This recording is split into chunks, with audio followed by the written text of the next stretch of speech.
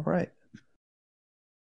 So let's see here. We're a few minutes after the top of the hour here. Might as well get started. Um,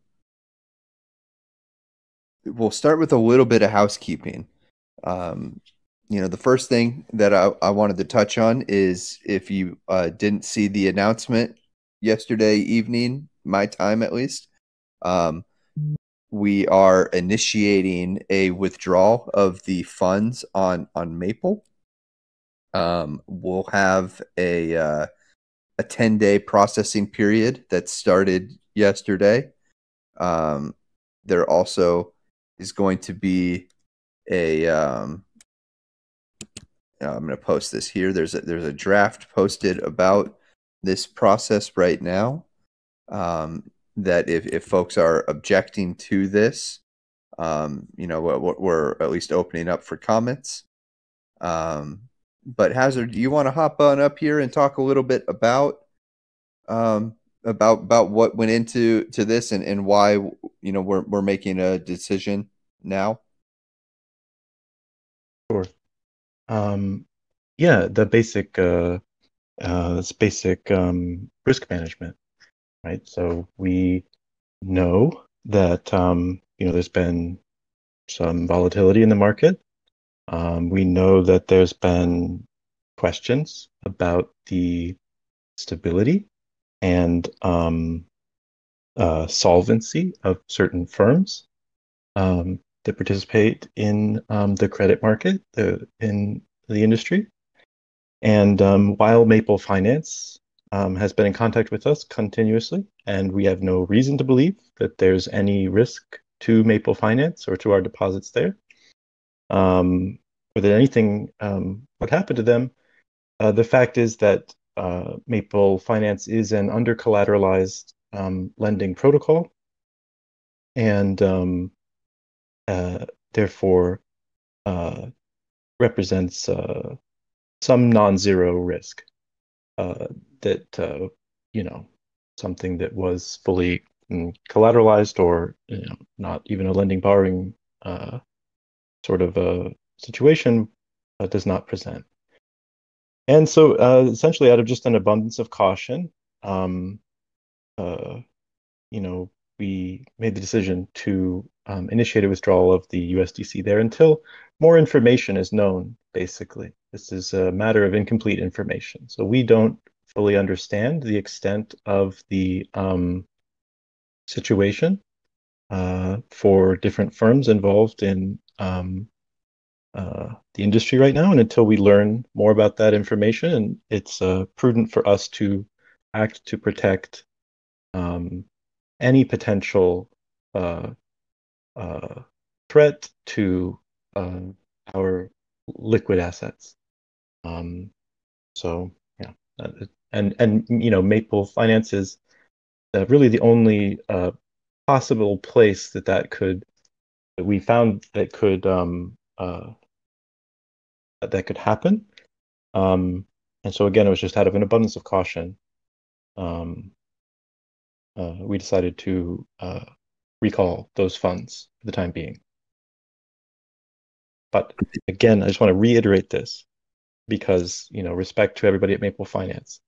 We've been in continuous contact with them. We have no reason to believe that there's any problem with any of their depositors or any of their systems in any way. We've been assured that everything is looking good from their end.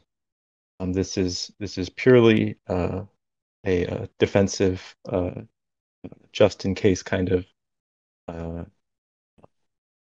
measure, just so that we have full assurance until we get more information about the state of all of the different firms and counterparties in the industry, basically. Thanks, Hazard. Yeah, and Maple's done a great job. If you've seen their Twitter or been in their Discord, they're sharing pretty consistent updates. They're being as transparent as possible. And this is really just this is us making sure that we're taking care of ourselves. Along those lines, I'm sure folks that have been here for a while or that have looked at had looked at our website overtime or anything. The Three Arrows folks were a seed investor here, but they don't have any control over any of our treasury or other funds. There's no risk to the protocol as a part of whatever it is that they're going to end up going through. So just wanted to make sure that that's completely clear to everybody, that the DAO is still in full control of our assets, and that there's no additional risk to us as a part of what they're going through.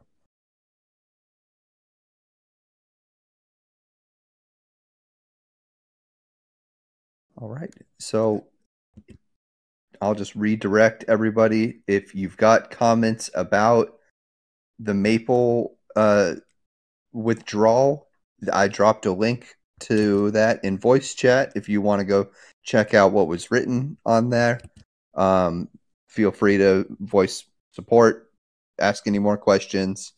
I'm happy to open up the floor for anybody that has any comments about this right now, and give it its due here in town hall.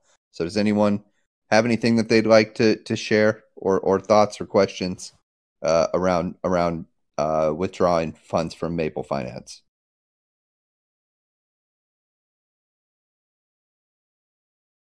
All right. I believe Jason. I believe Jason's here. This doesn't specifically say what we're doing with the Maple tokens. Is that correct, Jason? Can you hop up here and talk a little bit more about what's going to happen with other assets that we're realizing from this?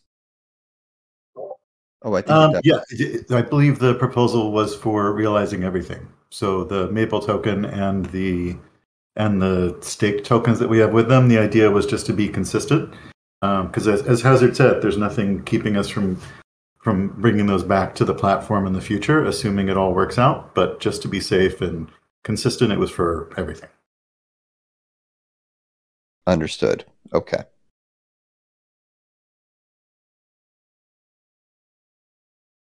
All right. Does anyone else have any commentary on this one, or we can move on to next topic here?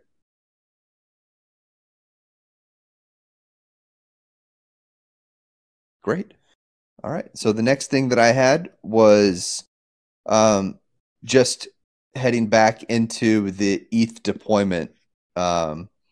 If you were here on this call last week, we had just begun this discussion around STETH and what's happening, with the liquid token over with our friends at Lido. We actually had Lido and Stakewise come in and chat with us during Treasury Tuesday this week. And then it was just another great conversation. That recording is up on our YouTube if that's something that you want to revisit. Looking at any changes, I believe that there were some changes made to this proposal as a part of potentially taking advantage of whatever peg issue STETH may face, with some new mechanisms. Unfortunately, I know Matt's not able to be here today, but Starfryer, Wes, Jason, and any of you guys that have had a hand in this, are you able to come talk a little bit about some of those considerations from this week?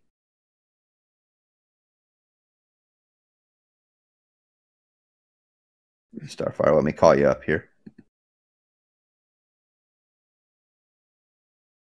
Hey, I was spacing off a little bit. This is in regards to the ETH deployment, right? Correct. Yes. From my understanding, the edits Matt made was clarification regarding the incentives that Stakewise is offering, and then just extending the execution time, I believe, out to 90 days or 60 days, I think is what we settled on, just to give us time to kind of evaluate the ST ETH peg and potentially take advantage of cheaper ST ETH. Great. All right. Well, if you weren't at Treasury Tuesday or you have other thoughts on this, and you have thoughts or questions, feel free. This is your opportunity here to hop on up, chat a little bit more about ETH staking. But this is something that I feel like has gone through, a lot of different conversation. So, I wouldn't be surprised to see any kind of recommendations coming through on this sooner than later. There has not been really much, if any, objections discussed here on these calls. And so I think that the only last little bits of discussion was around percent allocations and actually completing when this would need to be done by. And so I think Matt adding, okay, I'm seeing it here, 120 days of availability to perform anything around this proposal, I think is a good consideration here and allows us to be, safe with what we're doing. We also had a good chat about ETH and the ecosystem at Treasury Tuesday last week. I'm not sure if that got uploaded. I can find out. I haven't looked at the YouTube in a bit, but that was a great conversation where we talked to Rocket Pool and some of the guys over at Stakewise, and then the Rocket Pool guys hopped in. So we had like a real panel of staking experts in the ecosystem to discuss what's been going on. So I encourage y'all to listen to that if you're more interested in the technical side of things.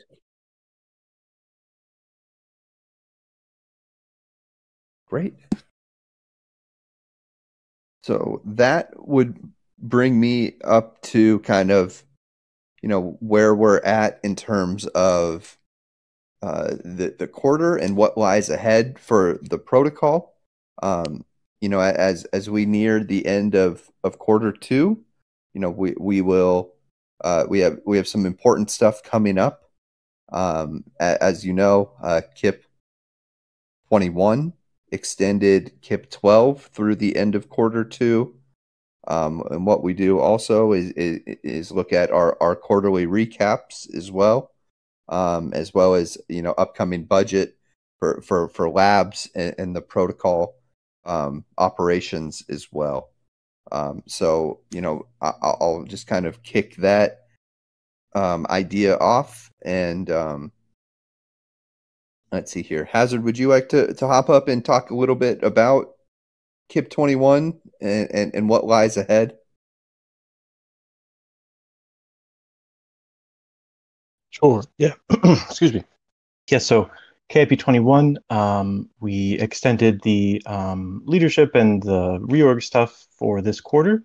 So similar to last quarter, we're going to have an end of quarterly report released, and we'll have a big get together, a big kind of town hall to kind of pour over that quarterly report together, ask a lot of questions, go into detail about various things that have happened. So this quarter there's been a ton of stuff. The obviously the launch of the protocol itself, the launch of the trading app, the rebrand, a little bit of hiring, selective hiring.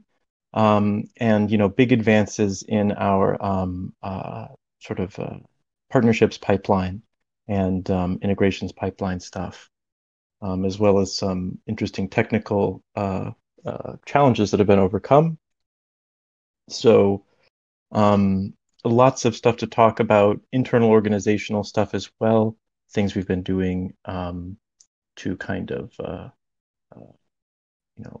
ensure that the organization, the labs and the DAO are sort of set up to weather any kind of market downturn, as well as any kind of regulatory environment or any other kind of thing. So just basically playing good defense, right?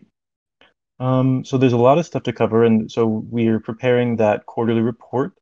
So it'll look somewhat similar to the last quarter's one, which I think has been circulating a little bit in the Discord, which is good.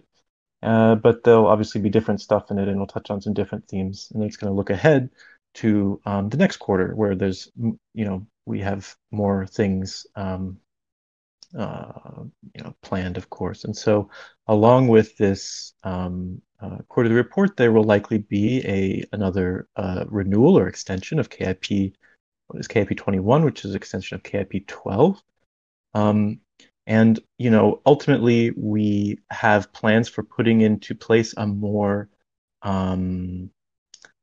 sort of a more permanent solution there.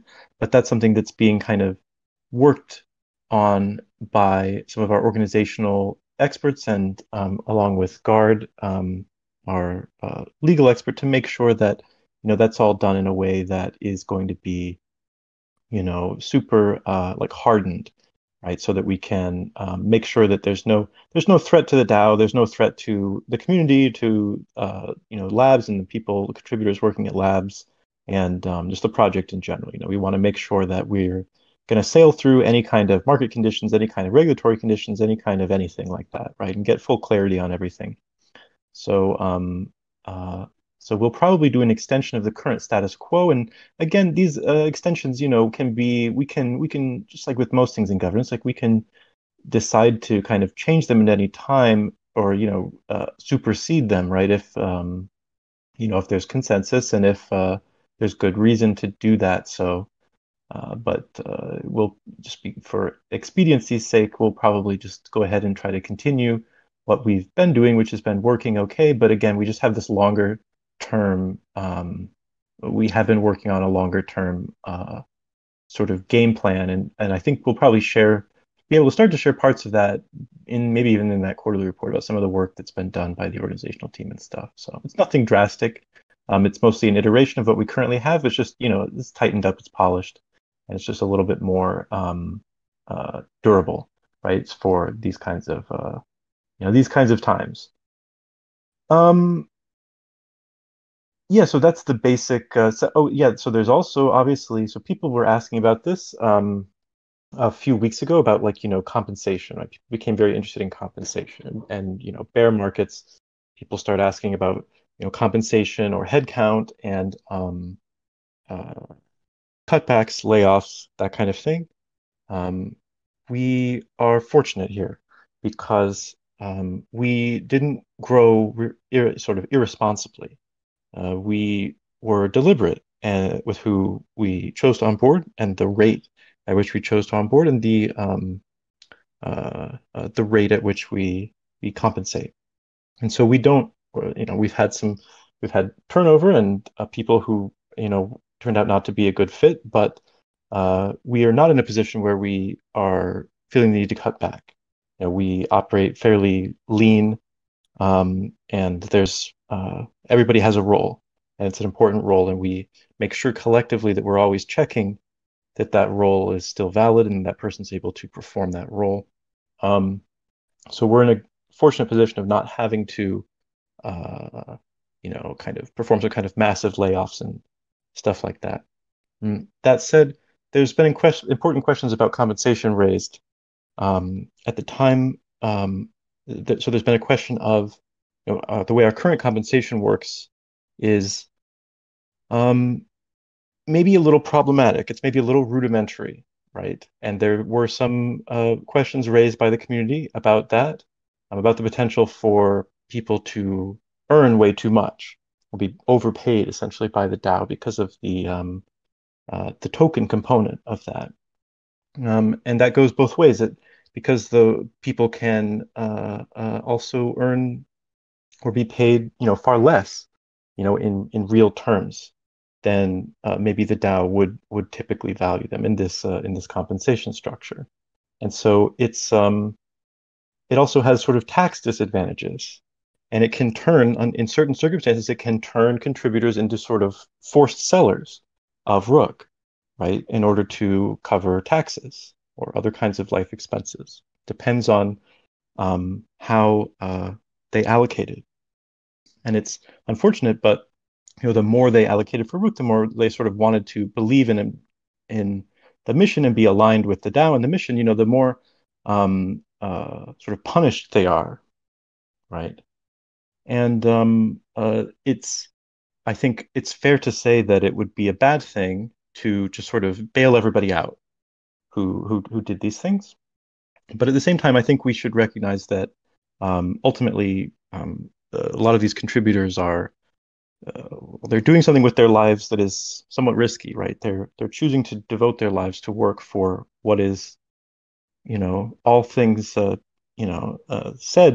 quite an experimental frontier of work and technology. And I don't think it's fair to expect them to sort of just suffer because of perhaps I won't say a poorly designed, but a compensation system that was designed for a place in time that is no longer um, it no longer makes sense. So we've had an internal working group on compensation, and they are building a sort of compensation 3.0, which is going to look very familiar if you have seen how many tech companies operate, how some DAOs operate. And it's very nice because it limits the sort of the upside potential, but also the downside potential for people. So you could say that they are contributed or they're compensated more fairly overall on average. And it sort of insulates them from risks that are too big, payments that are too big or too small. And it also has tax advantages. It will turn them into buyers of Rook rather than forced sellers, which is a good thing. So we like this, but goes back to sort of organizational hardening. There's some legal, there's some tax things about exactly how we structure to make sure that that makes sense. So we're still iterating on this, but what the what I'd like to do and see us do is to kind of give an assurance period to make sure that we can retain the core of talent that we have assembled, because it's taken us quite a while to assemble the team that we have, which we're very happy with. We like this team is working great together, and we're able to do things now we were never able to do before. And we want to keep them together because it costs a lot of money to get them here, and we had to weed out a lot of different candidates, and it would just be a shame to squander that. And so, uh, the working group recommends that, for the next 2 months, essentially, that we have a period where um, uh, contributors are basically able to be paid, if they like, in stable coins. So their total compensation will be paid to them in stable coins for a period of 2 months. And if they agree to switch from their current compensation structure to this 2 month period, then they are also essentially agreeing to switch to compensation 3.0 once that compensation is finalized and ready. So this 2 month period is to allow us to make sure that that compensation 3.0 is ready and it's everything is fitting together properly, but to also sort of ensure that all of our contributors don't have to become forced sellers of Rook, which nobody wants, and B, can meet their tax burdens and their basic living expenses, so that they can continue to do the work for the DAO and for labs that we know they can do and we really want them to do, right? Because that's what's driving the value here. And we've done a lot of cost analysis because, of course, it's a bear market, right? We don't want to be spending funds frivolously. So there's been a lot of cost analysis put into this, and it we'll be able to share more of that for the quarterly report, but this is not going to have any real impact on either our runway or our burn rate. It would actually, it's kind of because of a strange quirk of the numbers, it would actually increase our runway, right? Which is already substantial. We have significant runway for years and years to, have this group of contributors productively, building value here, in even under very, worst case scenarios. So So that's the sort of the rough plan, is to have a 2 month kind of bridge period to have contributors switch over to this new compensation, which incorporates some of the ideas that the community was discussing previous to the kind of sharp market downturn, and that we were considering as well. And if they do this, then they will be then kind of locked into this new compensation. So there won't be like any going back, right, to the prior arrangement. It's not fair to ask people to kind of, tailor compensation to the market conditions, right? That's just not on. But it'll be good because it'll let us keep this team together and show faith in them and use, our resources to make sure that we maintain the competitive advantage we have in the people that we've been able to assemble. So you can expect maybe a more formal write-up on that, but I'd love to have some conversation about this because, of course, compensation is interesting to everybody. I'm looking through the audience and seeing that many of the people here are actually contributors themselves, but if other people have thoughts, would love to hear them and chat through them. So, Hazard, we did get a question in from the voice chat about potentially increasing headcount. I want to first say to that we're already a really lean and mighty team, especially on the engineering side. The capabilities of our product and protocol teams for their headcount is mind blowing. How talented they are. That being said, there isn't what I would say a direct full on hiring freeze. Actually, looks like Tommy responded there. Yeah, I would agree. Most of our teams are going to operate as they're currently operating. If there's a very identified need in the right candidate, it wouldn't be my opinion that we should be not hiring folks that would help us right now. But Hazard, do you have any thoughts about headcount and hiring right now? So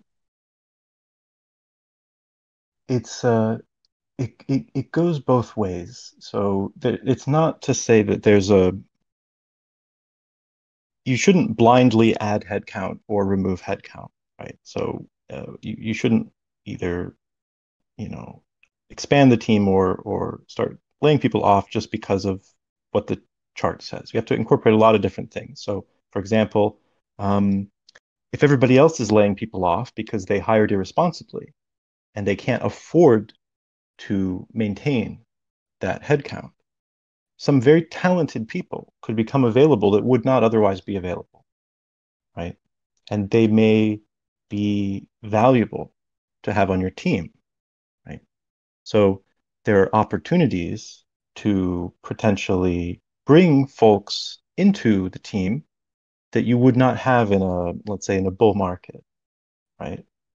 And so if you have the resources to capitalize on those opportunities like we do, right? We're not in a position where we are concerned about our runway. We're not in a position where we feel that we've overstaffed or that our people costs are too high. We're not in those positions. So we're in a strong position. So we can watch a lot of the cuts and the layoffs and think, is this a good chance for us to bring somebody onto the team, right? So we're in the position of kind of watching the fallout and seeing if it makes sense to add somebody. It's also a good time to press your advantages in a bear market if you have them, and setting aside the resource advantages, the product advantages and stuff. So you want to make sure that you have adequate people to cover all of the different verticals that you want to dominate and all of the different products that you want to push. But I think right now we are pretty good there. Like our headcount now is comfortable. We're able to do most of what we want to do today. So I would say right now we're not in any kind of forced growth curve, we're in sort of a hiring pause. We're going to get this group kind of closer knit, get them super productive, which they are already, but kind of let it kind of congeal a little bit. And then we'll see where we go from there. But certainly, it's also true that we wouldn't fail to look for talent that's hitting the market, right? As the result of other places needing to shed some of their staff. Right? Thanks.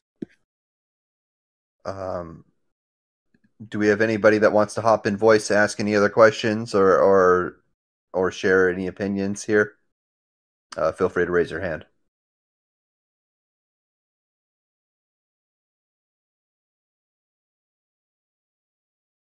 Robo Odin is asking about our strategic partnership with Alchemix and if it'd be worth taking on a loan to specifically for paying this interim compensation. Is this something that we would consider? I would say kind of collateralizing our payroll to, since Alchemix has, their self-paying loans or things like that. Is that something that we would ever consider? I don't know that we. I mean, it's possible, but I don't know that we necessarily need to because it might introduce more trouble than it's worth. And so we have been exploring ways that we can.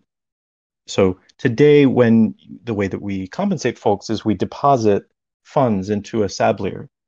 So it's kind of a smart contract that will, you deposit funds into it, and then it allows a portion of those funds to be claimed sort of each second.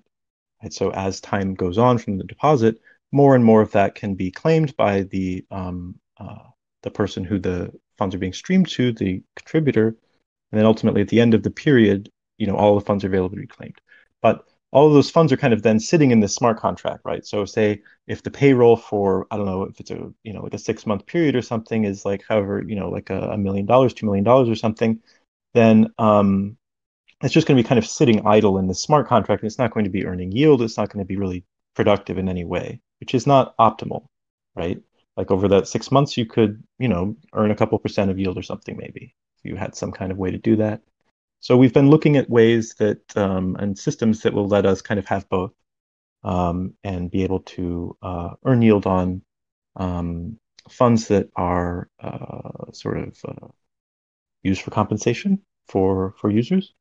Here, because it's such a short period, I don't think we need to do any kind of borrowing, but we have sufficient stablecoin reserves that there's really no need to borrow for this period. The stablecoin reserves are very healthy. I think it's like what 26 million or something, right? Right. Yeah. So we'll be certainly perfectly able to handle this 2-month period without any real changes to our runway, our burn rate, or anything like that. Right. Well, thanks for the question, Robo Odin. Appreciate it. Does anyone else have any comments, thoughts, questions on this topic?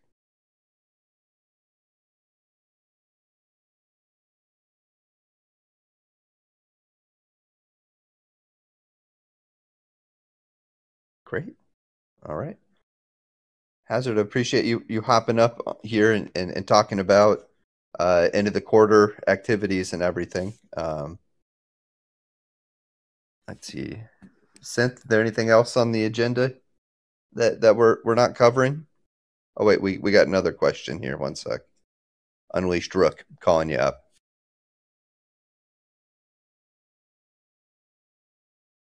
Hello, can you guys hear me? Yes, we can. Go ahead. Yeah, sorry, but I probably just joined a little bit late, so I don't know if it was mentioned. When will the quarterly report be released? Quarterly report is Hazard hopped up. I'll let him go ahead and chat. Yeah, just like last time, it'll probably be towards the end of the month, so end of this quarter. I don't we don't have like an exact day, but it'll probably be the first obvious day, either before or after the end of the quarter. I don't know if it lands on a weekend or what, but Mm-hmm. yeah. And with the like whatever what you were mentioning about the whole pay structure, the switch over for some of the individuals and stuff like that, all of that will be highlighted in the report, I assume so, right? Yeah, as much as we know about compensation 3.0 that we will have at that time, because like I said, it's working through Okay. some working group processes, will be in the report. The current compensation as well as that bridge. There is a little bit of question about whether we should switch the contributors now, prior to the quarterly report. I don't know. What do you think? I think I would assume so. Just wait till the quarterly report comes out because people are probably gonna have questions or concerns or things like that. And then I guess just do it from the following month, I assume so.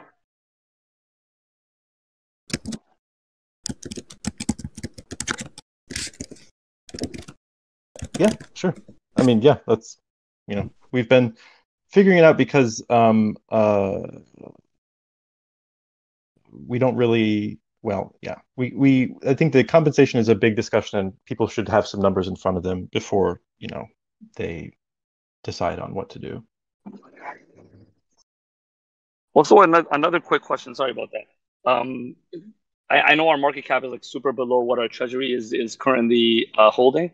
So, just as a rough suggestion, would it be a good idea to maybe get the word out there in regards to basically our DAO, its treasury holdings is like I would say 2x or 3x more than what the actual market cap currently is. So for individuals that are looking for good alt projects to look into, or have that do have good runway for the bear market, Rook's name could be out there because I mean a lot of people wouldn't know these types of things. I know it doesn't have any real tangible value where like you're gonna actually pull out any funds or anything like that, but I guess just having people being aware of that our DAO has like this type of things, I think would be beneficial. I mean, we can always do a better job of talking about the assets that we have. Talking specifically about Rook price and where it may head is definitely not something I like to engage in. And kind of analyzing that in comparison to the assets we hold. That's not a forte of mine. I would, yeah, be happy for us to continue to share, just like we shared, I believe, earlier this week about looking to deploy our stables. We're going to continue to do a better job of communicating what we're holding, what our strategic plans are, and how those are performing. And so that's where I'd like to see some of that stuff go. Speculating about nav and things that's not my specific wheelhouse, unfortunately. Yeah, I also don't think the DAO can make any sort of promises about return and investing. Like we're not liable. If you want to buy the token and participate in the ecosystem, and that's awesome. But it's just it's hard to put that on Twitter and invite people to come and speculate on the token. I don't think that's our job. So No, I, I don't mean it in the sense of like promote a meaning or go buy Rook like that. Like I mean just put that information out there where like people can see, oh, like the treasury holdings relative to the market cap is just different. Like obviously anybody could do whatever they want with that information, but I'm just yeah, saying it based off of I just getting that agree. information out there. Like anybody could buy that. That's not what I'm saying. Like it's just putting that information out there so it's in the back of people's minds. I assume so. Yep. I mean, we had the treasury bot was working for a bit. I think Pi had messaged me that it's like on the back burner, to come in the next few weeks. I think he had like someone who could possibly work on it, but we have the treasury bot, and it's honestly it's far from accurate. I think it's about like 20 million or so short of what we actually have. So we'll try to get that fixed and maybe make it known that we have an accurate treasury bot, and it's a good suggestion. No worries, no worries. Thanks for hopping up here. Does anyone else have questions, comments, thoughts? while we're still in a bit of an open forum here?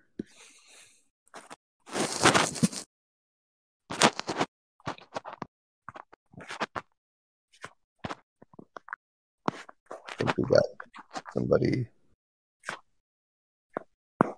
Yeah, it's a good suggestion, Dippoldism, about, if this is something as a part of the DAO, and this is something that you're interested in personally sharing, it's always a great opportunity to share that, looking at other projects that have talked about it. I've seen it mostly come from community members that share that type of information. So I think that's an interesting comment there. Appreciate you sharing. Yeah, I've tweeted about it once before. Everyone can tweet about it more. All right. Well, this has come to the end of my agenda here. Does anybody have any open forum topics or anything that they want to discuss while we're still on the call? If not, I can get to my last little bits of housekeeping, but wanted to make sure I open the forum up. All right.